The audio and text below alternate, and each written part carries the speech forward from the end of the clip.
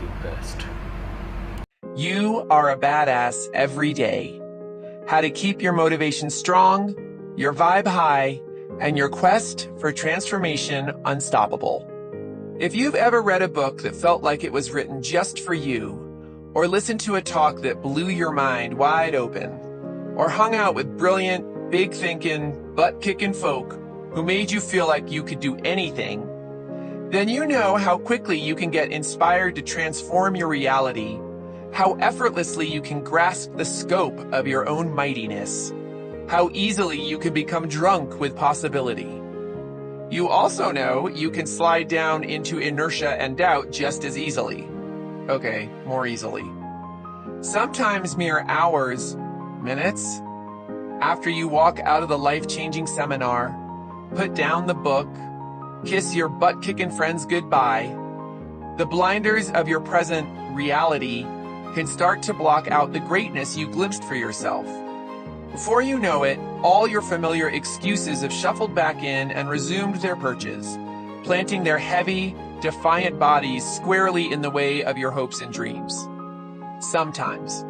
But sometimes, you make the hell-bent for glory decision to keep that meteoric momentum going strong, and you do whatever it takes to change your life, making your old excuses feel suddenly awkward and embarrassed and desperate to find any reason to leave the room. The excellent thing about living as a human being on planet Earth is that you have the almighty power of choice, which means you get to choose between achieving success and giving up. And the excellent thing about success is that it always comes down to one simple thing: the decision to keep going until you've reached your goal. Anyone can get excited about a great idea, but to stick with it all the way through to fruition is a whole other banana. Success requires commitment, motivation, focus, a sense of purpose, and courage, and it requires that you continuously strengthen these muscles so you meet each new challenge with a big ol' can of get the fuck out of my way. Strengthening these muscles of badassery is where something I like to call the spiritual gym comes in.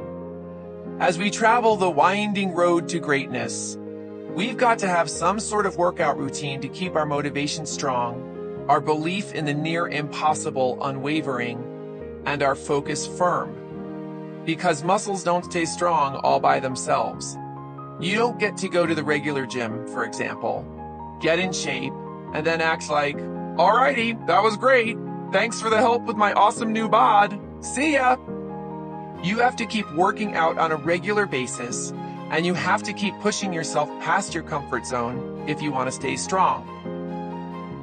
Going to the spiritual gym involves any combination of the following: studying self-help books, unearthing your limiting thoughts and beliefs, and doing the work to get over your blocks. Even if the work includes stuff like cooing, "You amaze me," into the mirror each morning, or singing a love song to your shadow self. You must be willing to do whatever it takes, no matter how excruciating. Meditating, listening to powerful speakers, journaling, making gratitude lists that leave you sobbingly aware of what a miracle your life is, reading biographies of people who inspire the crap out of you, exercising, listening to music that makes you feel like an invincible pillar of joy, strength, and don't mind if I do, saying affirmations over and over until they become your truth, making a vision board and staring at it all of the time, and smartening yourself, breathing slowly, intentionally, deeply sucking in the good, fully breathing out the bad, stretching, writing down your manifesto, and visualizing yourself in your new life to the point where you can feel it, taste it, own it, get all choked up and grateful for it. Success isn't static. It's not one place. You don't arrive at success, crack open a beer, and call it a day. Success is a way of being and adapting and growing that gets easier the more you practice. If you want to be a successful person and stay a successful person, you're going to want to always have some sort of spiritual gym workout in place.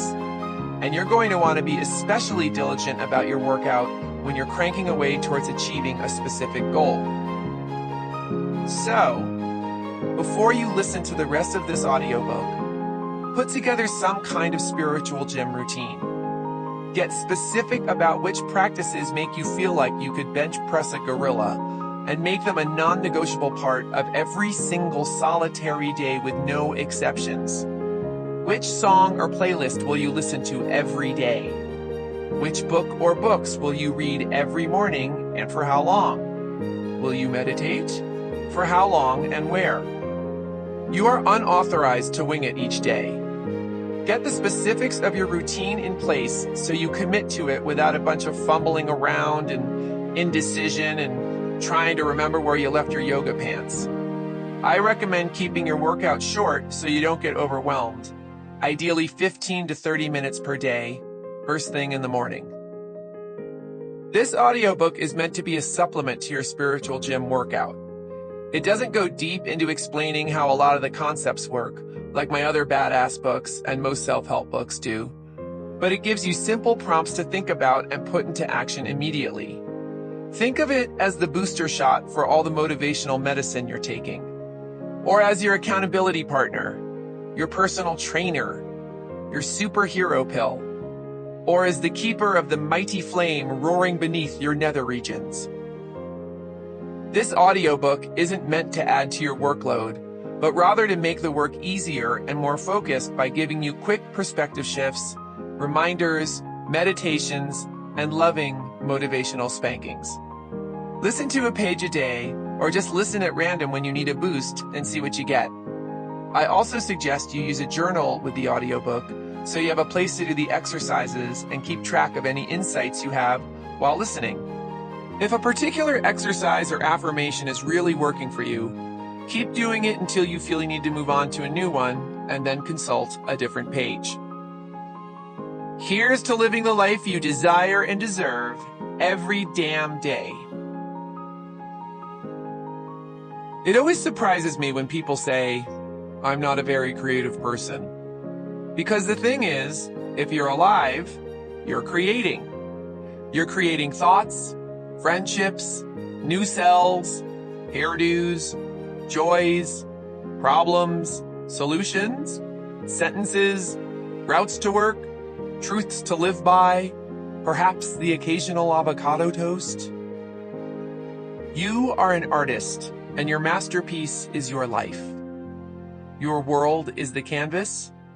Your desires and ideas are the sketches. Your thoughts, words, and attitudes are the paint. Your body is the brush.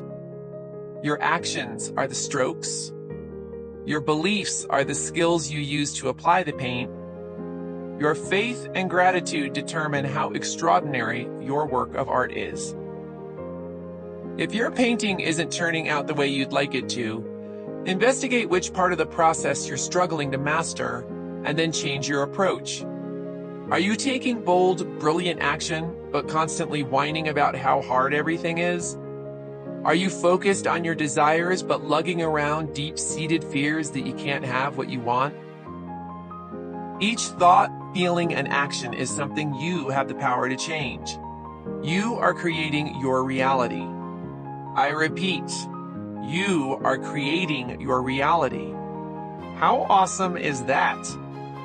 Use your imagination, follow what feels right, play, push yourself, let it rip, and get good at making new, exciting choices that bring as much beauty into the world as possible. Confidence is not something you need to acquire. It's already inside of you. It is you. You were born with all the confidence and self-esteem in the world.